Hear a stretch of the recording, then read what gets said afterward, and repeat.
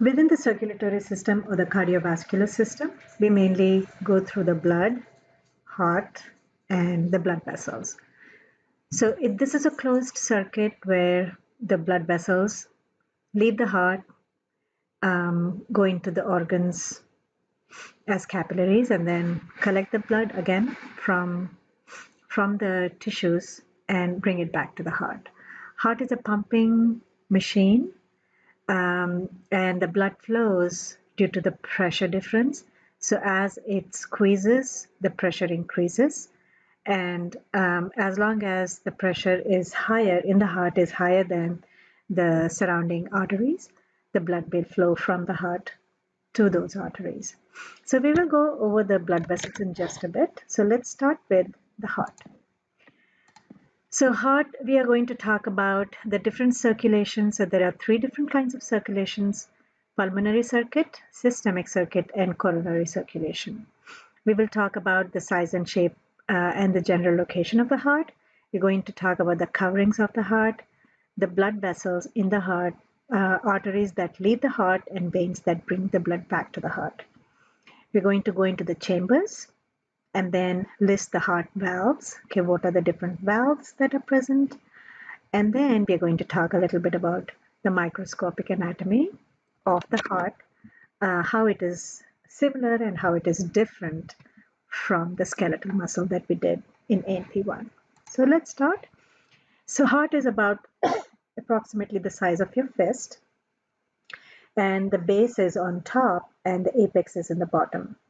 So it is right in the middle of the chest, and it slightly tilts to the left, okay, towards your rib cage, and it is anterior to the vertebral column and posterior to the sternum. So it is in between the sternum and vertebral column. And as you can see that the apex is pointing inwards. So it kind of sits on top of the diaphragm. But this we call, on top is called the base, and this, the bottom is called as apex. Okay. Anyway, sorry. And so this shows how this is the right lung, this is the left lung, and the heart is situated right here, and this is the vertebrae right here. Okay. Coverings of the heart. So the heart is covered, I'm sorry, let me go back. The heart is covered by the serous membrane called as pericardium.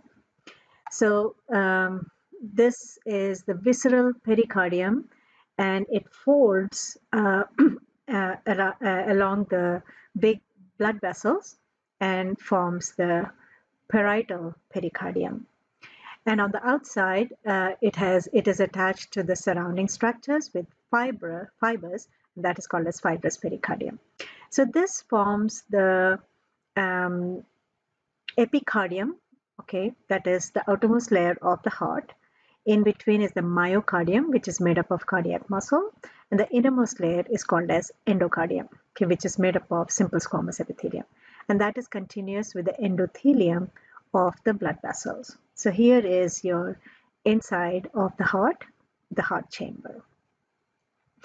And the cardiac muscle is highly vascular, meaning every bit of it has access to blood. Okay, so it has to be oxygenated at all times.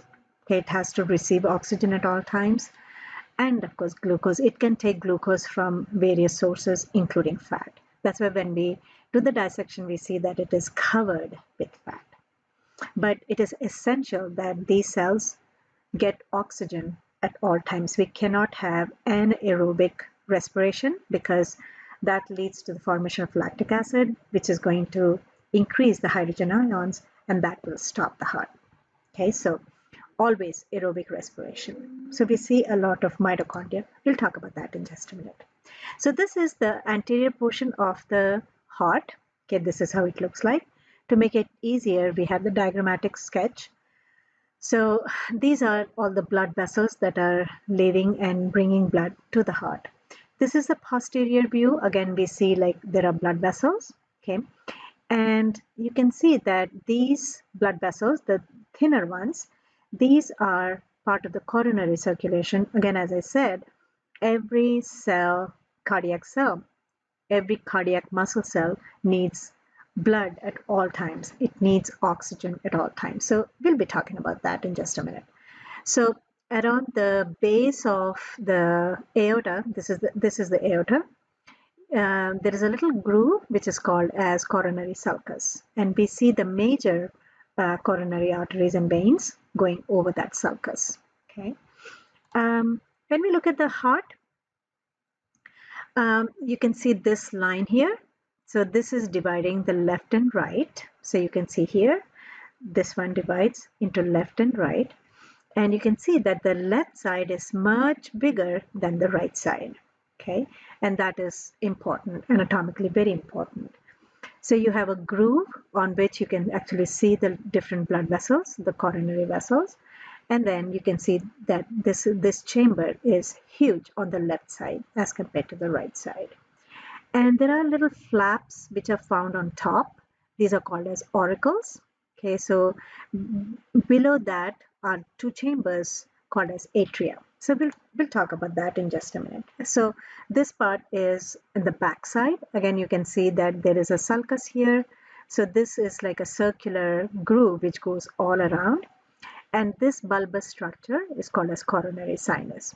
And again, we are going to talk about that in just a minute. So before we go into that, let's talk about the vessels that bring blood to the heart and which take blood away from the heart. So the veins are the vessels which return the blood to the heart. It doesn't matter whether it is oxygenated or deoxygenated. On the right side, okay, of the heart, on the right side, blood comes from the body. Okay, so you have superior and inferior vena cava. Superior vena cava bringing blood from the head and the shoulders and the hands, and inferior vena cava bringing blood from the lower extremities and the torso. Coronary sinus is that bulbous little structure that we see. This is a vein which is bringing blood from the heart back to the right atria. Okay, so right atrium has these three major blood vessels. On the left side, you have right and left pulmonary veins. Okay, major arteries, the vessels that are leaving the heart, okay, are called as arteries. So on the right hand side, we have pulmonary trunk, which splits into right and left pulmonary arteries. And then on the left side, we have ascending aorta, which is split into three branches: brachiocephalic, left common carotid, and left subclavian arteries. So if you can watch this YouTube video for the structure of the heart. So there are four chambers in the heart. Okay, the two top ones are called as atria. So this is the left atrium, this is the right atrium. Okay, so left and right atria, left and right ventricles. Okay, and the blood vessels on the right atrium are superior vena cava, inferior vena cava, and then an opening right here from the back of the heart. That is the opening of coronary sinus. It's not shown here, but I'll see if I have some other diagram where I can see the opening. So it is just below this part, which is called as fossa ovalis. Fossa ovalis is a remnant of an opening in fetal heart where both right and left atria are open, and then this closes just before birth, and there is a little scar which is called as fossa ovalis. And coronary sinus is very close to that. So that's an opening which is bringing blood back from the heart. Again, superior vena cava, inferior vena cava, coronary sinus, that is on the right side. On the left side, we have right and left. So these are left pulmonary arteries. And if you see here, so right and left pulmonary veins, I'm sorry. Okay, so this is bringing blood back from the lungs. These are the right and the left ventricles. On the right side, we have pulmonary artery. Okay, so this is the pulmonary trunk. is divides into left and right pulmonary artery, which takes blood to the lungs. We'll talk about that in just a minute. And on this side, we have this opening which goes into the aorta. So this first one is called brachiocephalic artery, left common carotid artery, and then we have the left subclavian artery. Okay, so 4 chambers, and these are the blood vessels. When we look into the valves, okay, so these two between the atria and ventricles are called as AV valves. So this one is called as tricuspid valve or the right AV valve. This one is called bicuspid because it has 2 cusps, and it is also called as left AV valve or mitral valve. Okay, and then you have these semilunar valves between the ventricle and the arteries. This one is called pulmonary semilunar valve, and this is called aortic semilunar valve. Okay, so now that we know all the 4 chambers, we know all the blood vessels and the valves, let's now trace like blood coming into the right side and then trace it back into all the 4 chambers and all through the valves and the different blood vessels. So the blood comes from the superior vena cava, inferior vena cava, and the coronary sinus into the right atria. From right atria, it passes through the open tricuspid valve into the right ventricle. From right ventricle, it is going to push these valves open and go into the pulmonary arteries to the lungs where they get oxygenated, and then it comes back into the pulmonary veins to the left atria, and then the blood flows into the left ventricle and then goes through this valve into the aorta, which takes it to the body, and then the whole cycle repeats again. So I just went into this, and please watch these animations. They're pretty good. Okay. When we look at the ventricles, they are extremely muscular, right? They have a lot of cardiac muscle, especially the left one. So these have these muscles called as trabecular carne and papillary muscles. So let's look into this. So all these bump-like structures, those are called as trabeculae carne. And some of them are attached to these AV valves with the help of tendons called as chordae tendineae, and the muscles that are attached to the valves are called as papillary muscles. Okay, these papillary muscles are very, very important. So when these contract, they close the valve so that the blood doesn't flow backwards from the ventricles into the atria. And these valves make sure that the blood flows in one direction, okay, and not in the opposite direction. So these are called as discharging chambers. So the musculature is massive. The right ventricle receives blood from the atria, not auricle, atria, and pumps it to the pulmonary trunk or into the arteries. The left, the left ventricle receives blood, oxygenated blood, from the left atria and pumps blood into the aorta, which is the largest artery.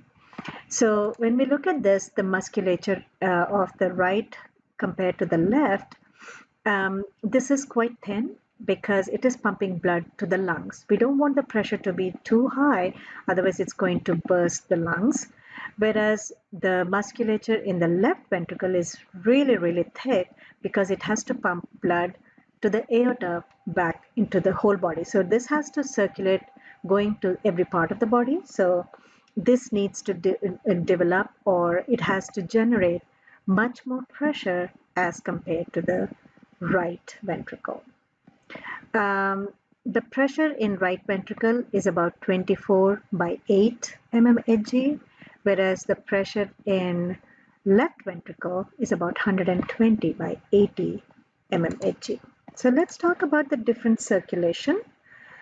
So we have pulmonary circuit where the blood goes from the right ventricle into the pulmonary arteries to the lungs where they get oxygenated, and the blood comes back through the pulmonary veins to the left atria. So this circuit is called as pulmonary circuit. And in this you notice that pulmonary arteries contain the deoxygenated blood and pulmonary veins contain the oxygenated blood. So this is red in color, this is blue in color, right? And then once it comes in here, goes to the left ventricle, then it goes through the aorta and feeds the whole body. So you can see the little capillaries here. And then the blood is collected back into the veins and into the vena cava, and it comes back into the right side. So this is called as systemic circulation. And the third circulation is called as coronary circulation, which feeds the heart muscle. So those are the two, and then we have the coronary circulation. So the major arteries that we're going to talk about is at the base of the aorta, you have the right coronary artery, which goes around the sulcus and goes around and then comes and joins here, right? So this is called as circumflex, meaning it goes around, right? It forms like it goes around the circumference of the heart. Then we have in the front, this is called as the anterior interventricular artery. Okay, so this is also called as widowmaker. Okay, so this is the one that is mostly clogged up to have a heart attack. And then in the back, it goes back as posterior interventricular artery. And on the sides, we have marginal arteries. They anastomose a lot, meaning they branch and then they come back together. So they diverge and converge. And they have so many divisions, mainly to make sure that every part of the heart gets oxygen. And then the blood is collected back into the veins. So again, you have the same in the front. This one, what we call a circumflex artery, that is called as great cardiac vein. I'm sorry, the anterior interventricular is called as great cardiac vein. In the back, it's called middle cardiac vein. And the marginal artery is called a small cardiac vein. All this goes and collects and into the coronary sinus, which opens into the right side, right atria. Okay, so these are the blood vessels that you can see. Again, this is in the front, so superior inferior vena cava. And then you can see the right pulmonary veins and the left pulmonary veins, right? This is the right coronary artery, the left coronary artery, and this is the right coronary artery here, marginal artery and small cardiac vein and all that. Okay, so you can see all these here. These two are the veins, okay? So right and left pulmonary veins, superior vena cava, inferior vena cava, okay? These are the pulmonary arteries right here, and this is the aorta. All right, so we went over the valves, so you can read through that. And this is the AV valve function. So the blood flows, and then once this fills up, it is going to shut it close. These are semilunar valves, just the opposite. The blood flow is going to push open the valves, goes up, and as the pressure falls, it's going to come down and fill the cusps and close it. Okay. So when we look at the overview of the blood flow, so we're going to talk about how the blood enters through superior and inferior vena cava and the coronary sinus. From here, it goes into the right ventricle and then enters the pulmonary semilunar valves, goes to the pulmonary arteries, gets oxygenated, comes back as oxygenated blood into the pulmonary, right and left pulmonary veins, into the left atria, flows passively into the left ventricle. From there, it goes into the aorta, and from aorta, then it goes into the brachiocephalic, left common carotid, and left subclavian. So you can read through this. And I drew this picture. So again, you can label it. I would like you guys to draw this and label this. And this is like a flow chart of all the different blood vessels and also the valves.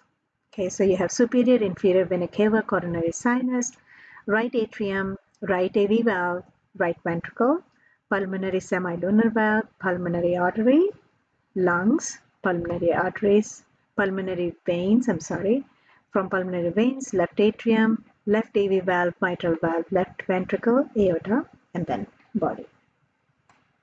Going into the microscopic anatomy, so this is the histology of the cardiac muscle. You can see these lines here. Those are the intercalated discs. This is a nucleus, so it is mostly uninucleate. And you can see the striations, the same striations that we see in skeletal muscles as well.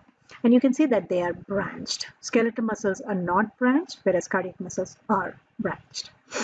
And when you look at in the diagrammatic sketch, you can see that you have these baby lines. Okay, so these baby lines, they're almost like egg carton. So you have one getting fit into the other one.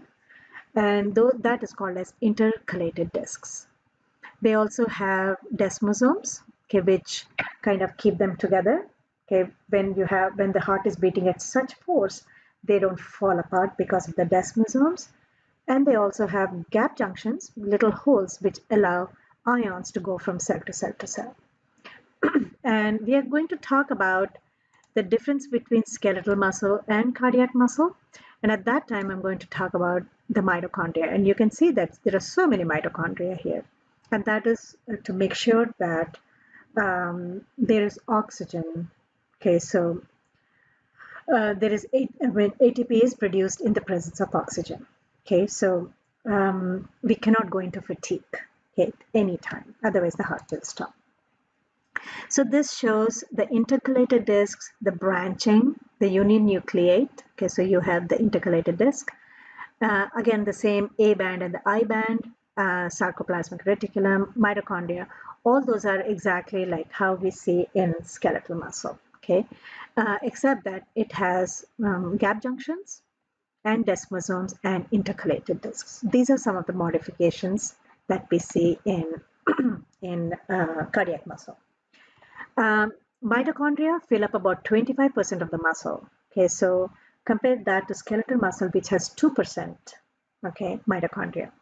Think of it this way. Suppose I ask you to run around, say, your campus. Okay, how many times can you run? Maybe once, maybe 2 times, but you cannot run for the rest of your life, right? So if I say that, keep running all your life, just keep running.